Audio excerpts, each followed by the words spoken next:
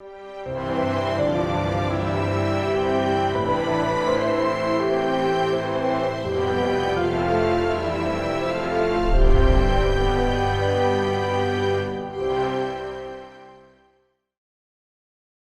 사순절은 그리스도의 고난을 깊이 묵상하는 절기이죠.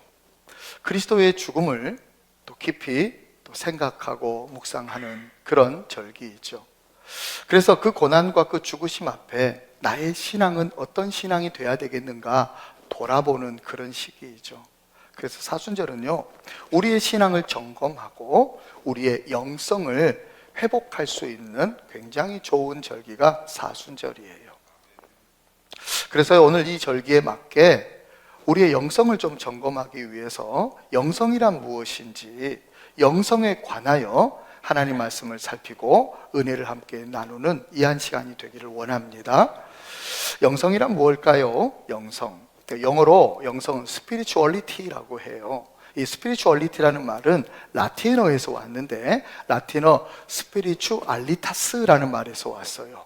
이 spiritualitas라는 말은 중세 수도사들이 수도 생활하는, 그 영적인 생활을 하고 영적 훈련하는 것을 spiritualitas라고 했는데, 거기에서 나온 말이라고 할 수 있어요. 근데 spiritualitas, 또 spirituality, 이 중심 단어가 뭐냐면 spirit이라는 단어예요. spirit이 뭐예요? 영이라는 뜻이죠. 영. 헬라어로는 푸뉴마라고 하고요, 히브리어로는 루아흐라고 해요. 영. 이게 핵심어죠. 영이라는 것은 매우 독특해요. 영은요, 오직 인간에게만 주어진, 하나님이 인간에게만 주신 거예요. 동물에게 주지 않고 사람에게만 주셨어요. 성경 한번 볼까요? 창세기 2장 우리 7절 볼까요? 시작. 여호와 하나님이 땅의 흙으로 사람을 지으시고 생기를 그 코에 불어넣으시니 사람이 생명이 되니라. 아멘. 아멘. 사람에게만 하나님이 흙으로 지은 다음에 사람에게만 그 코에 생기를 넣어서 사람이 생명이 돼서 영적 존재가 된 거예요. 짐승이나 동물들은요, 그렇지 않아요. 흙으로만 지었어요. 성경 보겠습니다. 창세기 2장 19절 상반절 시작. 여호와 하나님이 흙으로 각종 들짐승과 공중의 각종 새를 지으시고. 아멘. 아멘. 하나님은요, 짐승들에게는 그 영을 불어넣지 않았어요. 오직 인간에게만 그 속에 당신의 생기를 그 코에 불어넣으셔서 영적 존재가 되게 하셨다는 거예요. 그러니까 사람 속에는요, 하나님 주신 영이 있어요. 사람은 영적 존재고 그 속에 영이라는 게 있는 거예요. 영이 그 사람의 존재를 나타냅니다. 영이 그 사람의 존재를 나타냅니다. 오늘 본문 전반부에 보니까 이 사람 속에 영이 있다고 언급을 하지요. 그러면서 이 영이 그 사람의 사정을 유일하게 다 알고 있다고 또 말씀하는 거예요. 무슨 말일까요? 영이 그 사람의 사정을 유일하게 알고 있대요. 사람 속에 있는 영 외에 그 사람의 일을 누가 알겠냐? 그러니까 사람의 영이 그 사람의 일을 유일하게 전부 알아요. 잘 들어보세요, 여러분. 본심이란 말 아시죠? 본심. 그러니까 겉으로 표현하는 거나 행동하는 것과 다른 본래 의도와 마음이 본심이잖아요. 사람들은요, 본심과 행동이 다른 경우가 참 많아요. 특히나 이 바람둥이 남자들 같은 경우에는 특히 그렇죠. 행동은요, 굉장히 근사해요. 매너 있어요. 매우 친절해요. 그리고 훈훈하게 생기기까지 했어요. 그러다 보니까 그 겉모습과 그 행동을 보고 여자들이 많이 넘어가요. 마음도 주고 사랑에 빠지기도 하잖아요. 근데 그 바람둥이의 본심은 그녀를 정말 사랑하는 게 아니잖아요. 그렇죠? 그냥 인조의 대상으로만 생각하는 거지, 바람둥이니까. 여러분, 그런 경우에 이 사람이 아무리 매너 있고 아무리 행동이 친절하고 아무리 근사해도 이 사람을 가리켜서 멋진 남자 그렇게 얘기하지 않아요. 이 사람 뭐라고 그래요? 바람둥이라고 해요. 왜요? 그 사람의 본심 때문에. 여러분, 사람의 외모나 사람의 행동이 그 사람의 존재를 나타내는 게 아니라 그 사람의 본심이 그 사람의 존재를 나타낸다고 말할 수 있어요. 그런데요, 본심보다 더 근원적인 게 있어요. 본심보다 더 깊숙한 곳에 존재하면서 더 근원적인 존재의 근원이 있어요. 그게 뭐냐면 바로 영이에요, 영. 왜요? 사람은 영적 존재거든요. 그러므로 영이 그 사람의 존재를 나타내는, 가장 정확히 그 사람의 존재를 나타내는 게 영이라고 말할 수 있어요. 본심보다 더 깊은 영이 그 사람의 존재를 나타내요. 여러분, 세상에 안 믿는 사람들은 양심이 존재의 근원이라고 생각합니다. 그래서 양심에 따라서 우리가 살고 양심이 본심을 지배한다고 생각을 해요. 그래서 우리는 양심 따라 움직이고 양심 따라 살지요. 근데 양심을 따르지 않을 때가 있어요. 양심의 지배를 안 받을 때가 있어요. 그럴 때는 양심의 가책이라는 걸 느껴요. 그래서 사람들은 양심이 가장 존재의 근원으로 생각을 해요. 근데 틀린 말은 아니지만 정확한 말은 아니에요. 양심이 본심을 지배한다기보다는요, 사실 양심보다 더 근원에 있는 영이 그 사람의 본심을 지배하는 거예요. 영, 자살의 영을 받은 사람이 있어요. 그래서 자신의 영이 자살의 영으로 충만해진 사람은요, 삶이 아무리 편안하고 상황이 아무리 좋아도 늘 자살 충동을 느껴요. 끊임없이 자살하려고 해요. 왜요? 본심이 자살의 영에게 지배받고 있기 때문에 그래요. 살인의 영을 받은 사람이 있어요. 그래서 그 영이 살인의 영으로 충만해져 버린 사람이 있어요. 그런 사람은 아무리 멀쩡한 사람도, 아무리 어떤 원수가 되지 않는 평범한 사람도요, 막 죽이려고 해요. 살인하려고 해요. 살인의 충동이 막 생겨요. 왜냐하면 그 사람의 본심이 그 사람의 살인의 영으로 지배받고 있기 때문에 그래요. 우리의 인성도 중요하고 우리의 지성도 중요하고 우리의 본성도 중요해요. 근데 더 중요한 것은 우리의 영성이라고 해요. 영성. 우리의 영성이 그리스도 영으로 충만하고 우리의 영성이 아주 순결하고 순수한 온전한 영성이 되어져야 돼요. 불신의 영이 오염돼 버리고 의심의 영이 오염돼 버리고 음란의 영이 오염돼 버리고 자살의 영이 오염돼 버리는 이 세상의 영혼의 사람들과 달리 우리는, 우리의 영성은요, 그리스도 영으로 회복되는 역사가 반드시 있어야 할 줄로 믿습니다. 바라기는 이 한 시간의 예배가 우리의 영혼을 회복시키고 우리의 영성을 거룩한 영성으로 형성시키는 거룩하고 복된 예배가 이 한 시간의 예배가 되기를 축원합니다. 두 번째 대지 따라해 볼까요? 세상의 영과 하나님으로부터 온 영이 있습니다. 세상의 영과 하나님으로부터 온 영이 있습니다. 자, 오늘 방금 읽은 이 구절에서 우리가 알 수 있는 사실은요, 세상의 영을 받은 사람이 있고 하나님께로부터 온 영을 받은 사람이 있다라는 사실이에요. 예. 질문 한번 해볼까요? 자, 하나님께로부터 온 영을 받은 사람, 즉 하나님께로부터 온 영은 누가 주는 거예요? 하나님이 주시는 거잖아요. 그렇다면 세상의 영은 누가 주는 걸까요? 하나님이 주는 걸까요? 아니죠. 세상의 영은요, 사탄이 주는 거예요. 사탄. 세상의 영을 하나님이 주실 리가 없어요. 하나님은 인간을 영적 존재로 만들었잖아요. 그래서 하나님은 하나님의 영을 늘 부어주시려고 해요. 뿐만 아니라 영적인 또 다른 존재인 사탄도요, 인간이 영적 존재이니까 자신의 영을, 세상의 영을 막 주어주려고 하는 거예요. 사탄은 이 세상 어둠의 주관자예요. 이 세상의 공중권세 잡은 자예요. 사탄은 거짓의 아비예요. 그리고 사람을 죽이고 멸망시키려고 온 거예요. 그래서 세상의 영을 받은 사람은요, 파괴하고 멸망시키고 속이고 속고 무너지는 일, 그런 일을 하는 거예요. 사랑하는 여러분, 우리가 살고 있는 세상, 겉보기에는 평화롭고 아름답고 늘 발전해 가는 것 같아요. 근데 영안으로 보면 달라요. 영안으로 보면 이 세상은 세상의 영으로 가득해 있고 어둠의 영으로 가득해 있고 죄악의 영으로 가득해 있는 게 이 세상이라고 말할 수 있어요. 왜요? 이 세상 어둠의 주관자가, 공중권세 잡은 자가 자신의 영을 막 부어주기 때문에 그래요.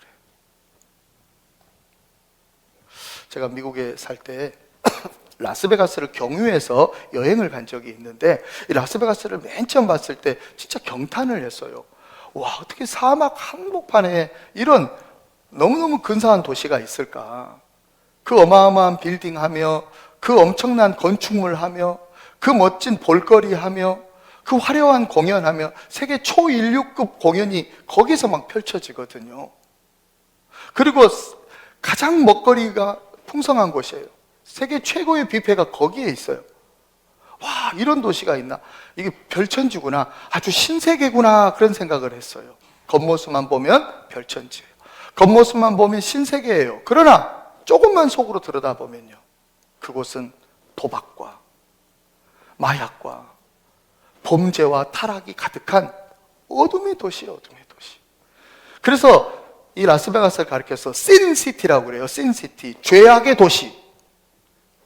라스베가스는 겉으로 보면요, 너무 화려해서 정말 신세계예요. 그런데 속으로 보면요, 신세계라고요. 신세계. 죄악의 세상이라고요. 사랑하는 성도 여러분, 사랑하는 성도 여러분, 비단 라스베가스만 그럴까요? 경중의 차이가 있는 것뿐이지 우리가 살고 있는 이 도시도 겉보기에는 평화롭고 아름답고 좋은 도시같이 보이지만 영적으로 보면 이 도시 안에도 범죄가 있고 타락이 있고 살인이 있고 음란이 있고 어둠의 영으로 가득해 있는 모습이 우리가 살고 있는 도시예요. 인간이 살고 있는 모든 도시에는, 세상의 모든 장소에는요, 어둠의 영이 있을 수밖에 없어요. 왜냐하면 세상 어둠의 주관자가 사탄이고 세상 공중권세 잡은 자가 사탄이기 때문에 그럴 수밖에 없어요. 그러다 보니까 우리가 이 세상 가운데 영향을 받고 살아요. 그러니까 세상의 영이 우리를 영향을 준단 말이에요. 그러나 사랑하는 성도 여러분, 우리는 사단이 주는 세상의 영이 아니라 하나님이 주시는 하나님의 영으로 충만한 사람들 되어야 할 줄로 믿습니다. 이 교회에서 예배드림으로 하나님이 공급해 주시는 하나님의 영으로 충만해서 어둠의 영을 물리치고 세상의 영을 대적하는 사람들, 우리들 되기를 축원합니다. 그래서 오늘 본문 12절 하반절이 중요해요. 본문 12절 하반절에서는 하나님의 영에 대해서 말씀하잖아요. 하나님으로부터 온 영이 있다고 말씀해요. 그러면서 이 영의 특징을 알려주는데, 들어보세요. 이 영은요, 하나님께서 우리에게 은혜로 주신 것들을 알게 해주신대요. 세상의 영이 주는 건 뭐예요? 세상의 영은요, 우리를 파괴하고 무너뜨리고 멸망시키는 거잖아요. 하나님의 영은요, 우리를 살려내고 우리에게 생명 주고 우리를 구원하는 영이에요. 특별히 하나님의 영은요, 이 같은 사실을 알게 하시는 영이래요. 그러니까 하나님의 영으로 충만해지면 하나님의 구원을 알게 돼요. 하나님의 생명을 알게 돼요. 하나님의 놀라운 그 생명과 구원과 그 놀라운 역사를 체험하고 알아가는 역사가 하나님의 영으로 말미암아 우리에게 가득하게 될 줄로 믿습니다. 안타까운 것은 분명히 교회에서는 하나님의 영으로 충만하는데 일주일 살다 보면은 세상의 영에게 영향받고 있는 거예요. 세상의 영을 대적해야 되는데 세상의 영을 무너뜨려야 되는, 오히려 세상의 영에게 영향받아요. 왜 그러는 걸까요?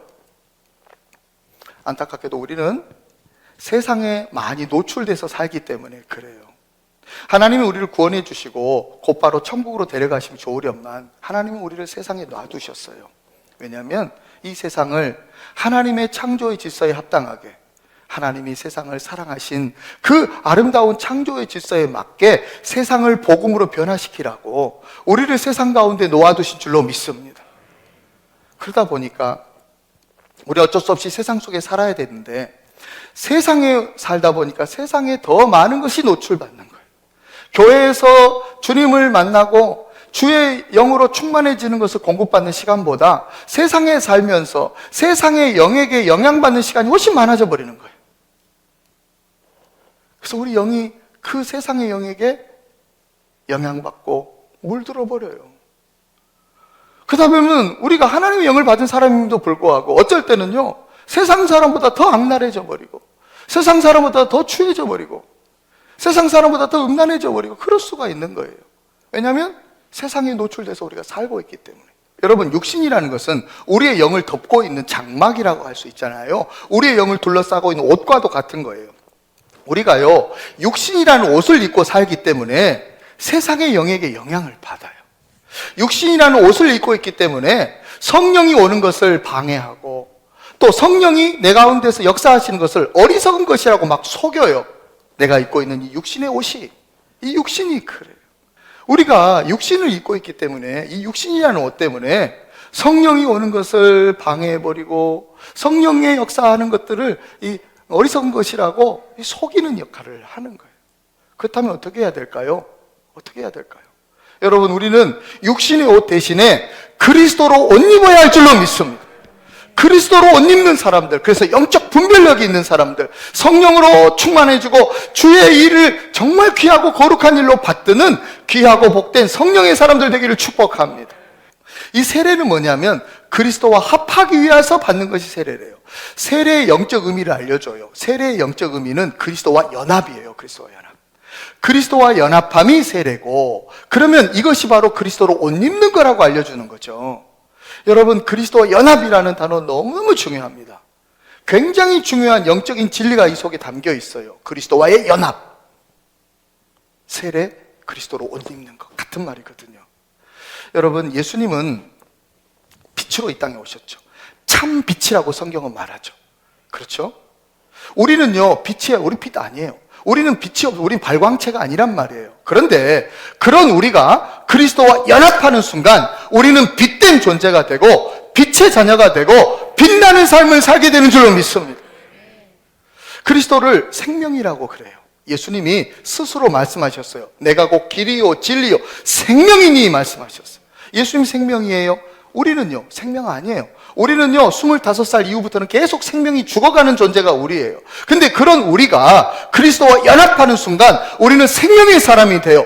영생의 이때에 오늘 사는 사람이 돼요. 생명력 있는 그리스도인이 되는 줄로 믿습니다. 그리스도와 연합이라는 게 이렇게 귀하고요, 세례가 이렇게 귀하고요, 그리스도로 옷 입는다는 게 이렇게 귀해요. 그리스도와 연합하면, 그리스도로 옷 입으면 우리는요, 영적인 생명력이 넘치고 빛된 삶을 살게 되고 어둠의 세력을 물리치고 어둠의 영과 대적하면서 승리하는 삶을 살게 될 줄로 믿습니다. 그리스도로 옷 입는다는 게 뭐라고요? 세례 받는 거예요. 그러면 이상해요. 목사님, 나 세례 받았는데 나는 왜 영적 전쟁에서 패배하는 일이 많을까요? 난 세례 받은 사람인데 왜 나는 어둠의 영, 세상의 영에게 막 영향을 받는 걸까요? 왜 그럴까요? 잘 들어보세요. 세례 자체가 중요한 게 아니라 세례의 영적 의미가 중요한 거예요. 세례의 영적 의미는 그리스도와 연합이라고요. 우리가 그리스도와 연합하기 위해서는 외부적으로는 세례라는 의식을 갖춰야 돼요. 반드시. 그리고 내부적으로 꼭 해야 될 게 있어요. 그게 뭐냐면 그리스도의 마음을 품는 거예요. 그리스도와 연합하려면 당연히 그리스도의 마음을 품어야 되지 않겠습니까? 그리스도와 연합하려면요, 우리가 그리스도의 마음을 가져야 돼요. 그리스도와 연합하려면 외부적으로는 세례라는 의식을 반드시 치러야 되고요. 또 내부적으로는 항상 그리스도의 마음을 품어야 되는 거예요. 세례를 한 번 받으면 돼요. 근데 그리스도의 마음을 품는 것은요, 늘 그리스도의 마음을 품어야 돼요. 그리스도와 연합하기 위해서는. 자, 그런데 오늘 본문의 사도 바울은 무슨 말을 하냐면 너희가 그리스도의 마음을 가졌느니라고 해요. 이미 우리가 그리스도의 마음을 가졌대요. 무슨 말일까요? 예수 그리스도가 당신의 마음을 우리에게 이미 주셨다, 그 말인 거예요. 예수님은요, 당신의 마음을 우리에게 다 주셨어요. 적당히 주신 게 아니라 전부를 주셨어요. 예수님 우리에게 모든 것 주시는 분이에요. 마음 주시는 분이에요. 여러분, 사람들은 마음 잘 안 줘요. 사람들 진짜 마음 안 줘요. 특히나 내가 짝사랑하는 사람 절대 나한테 마음 안 줘요. 그런데요, 예수님은 그 마음을 한량없이 부어주세요. 아낌없이 당신의 마음을 주시는 분이에요.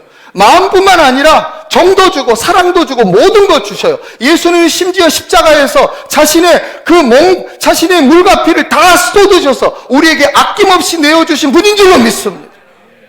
그런데 문제는 주님은 그렇게 아낌없이 당신의 마음을 주셨음에도 불구하고 우리가 그 마음을 품고 있지 않다는 게 문제예요. 주님의 마음을 갖고 있지 않다는 게 문제예요. 주님의 마음은 무엇로 품냐면 우리 마음으로 품는 건데, 주님의 마음을 내 마음이 못 품고 있어요. 내 마음이 못 갖고 있어요. 내 마음 속에는 이기심만 가득한 거예요. 내 마음에는 주님의 마음이 아니라 내 생각으로 가득하고요, 내 계획으로만 가득해요. 안 그래요? 주님은 다 줬는데 나는 그 주님이 주신 것 가지고 있지 않는 거예요. 내 속에는 내 마음만 가득한 거예요. 그리스도의 마음으로 충만해서 그리스도로 옷 입어야 되는데 우리는 영적 누더기 걸치고 있는 거예요. 마음이라는 단어가 영어로 heart잖아요. 하트라는 것은 뭐 사랑이라는 뜻도 있지만 마음이라는 뜻도 있지만, 사실 하트의 맨 처음 뜻은 뭐냐면 심장이라는 뜻이에요. 심장. 그래서인지 사도 바울은요, 그리스도의 마음이라는 표현을 빌립보서 1장에서는요 그리스도의 심장이라는 표현으로 바꾸어서 말해요. 특히 다른 사람을 대할 때 이 그리스도의 심장으로 다른 사람을 대하고 있음을 고백하고 있어요. 빌립보서 1장 8절로 9절 상반절까지 읽어볼까요? 자, 시작. 내가 예수 그리스도의 심장으로 너희 무리를 얼마나 사모하는지 하나님이 내 증인이시니라. 내가 기도하노라. 아멘, 아멘. 그리스도의 마음을 가진 바울은요, 그리스도의 심장으로 다른 사람을 대해요. 그리스도의 심장으로 다른 사람을 뜨겁게 사랑하는 거예요. 얼마나 사랑하는지 하나님이 증인이라고까지 고백해요. 올바른 영성의 삶은 그리스도의 마음을 품고 그리스도의 마음을 알아가는 삶이에요. 그리스도의 마음을 품고 그리스도의 심장으로 다른 사람을 뜨겁게 사랑하는 삶이에요. 그리스도의 마음을 품고 기도하는 삶이 올바른 영성의 삶인 줄로 믿습니다. 사랑하는 성도 여러분, 사랑하는 성도 여러분, 우리는 지금 사순절을 보내고 있어요. 사순절은 우리의 영혼을 돌아보고 우리의 영성을 회복할 수 있는 너무너무 좋은 절기예요. 우리의 영혼 돌아봅시다. 우리의 영성을 점검해 봅시다. 우리 누더기 걸치고 있지 않나요? 벌거벗겨져 있지 않나요? 벌거벗겨진 수치스러운 영성이 우리의 영성은 아닌가요? 정말 누더기 걸치고 있고 벌거벗겨진 수치스러운 우리의 영성이 그리스도로 옷 입는 사람들, 그리스도로 옷 입는 그리스도와 연합하는 사람들이 우리들 되기를 축복합니다. 여러분, 우리의 마음이요, 상처와 갈등과 아픔으로 너덜너덜해졌어요. 우리의 마음이 너무너무 무너졌어요. 이 무너진 우리의 마음이 그리스도의 마음으로 충만하기를 원합니다. 그리스도의 마음으로 충만하기 위해서 그리스도의 마음을 품는 사람들이 우리들 되기를 원합니다. 그리스도의 마음이 뭐겠어요? 그리스도의 마음은 사랑 아니겠습니까? 주님의 마음은요, 사랑이에요. 나를 얼마나 사랑하는지 내가 알게 돼요. 그를 얼마나 사랑하는지 내가 알게 돼요. 교회를 얼마나 사랑하시는지 알게 된다고요. 우리가 주님의 마음을 품고 주님의 사랑으로 그리스도의 심장으로 다른 사람들을 사랑하는, 그렇게 기도로 살아가는 사람들이 올바른 영성의 삶을 사는 우리들 되어야 할 줄로 믿습니다. 지난 수요일이었어요. 주님과의 친밀함이라는 주제로 말씀 전하면서 예수님의 제자 중에 예수님과 가장 친밀한 사람이 누구인가? 바로 사도 요한이다 하고 말씀드렸어요. 사도 요한은 예수님과 가장 밀접하고 친밀했다고. 예수님과 그 마지막 나는 최후의 만찬 때 예수님의 품에 안겼던 사람이라고. 사도 요한은 그래서 주님의 품에 안겨서 주님의 심장 박동 소리를 들었던 사람이라고 전했어요. 여러분, 그 그리스도의 심장이 내 가슴 속에 고동치는 삶이 올바른 영성의 삶인 줄로 믿습니다. 내 가슴 속에 고동치는 그리스도의 심장으로 다른 사람을 뜨겁게 사랑하고 교회를 사랑하고 위하여 기도하는 삶, 이 삶이 올바른 영성의 삶인 줄로 믿습니다. 사순절 이렇게 보내십시다. 우리의 영성을 이렇게 회복하고 우리의 영성이 이렇게 거룩하게 형성되는 시기로 사순절을 보내십시다. 주님의 마음이 내 마음 되어지십시다. 주님의 뜻이 이 교회의 아름다운 뜻이 되어지십시다. 사순절은 우리의 영성을 회복하는 아름다운 영성으로 다시 형성하는 귀한 절기입니다. 이 귀한 절기가 우리들에게 주어진 이번 사순절이 되어지기를 예수님의 이름으로 축원드립니다.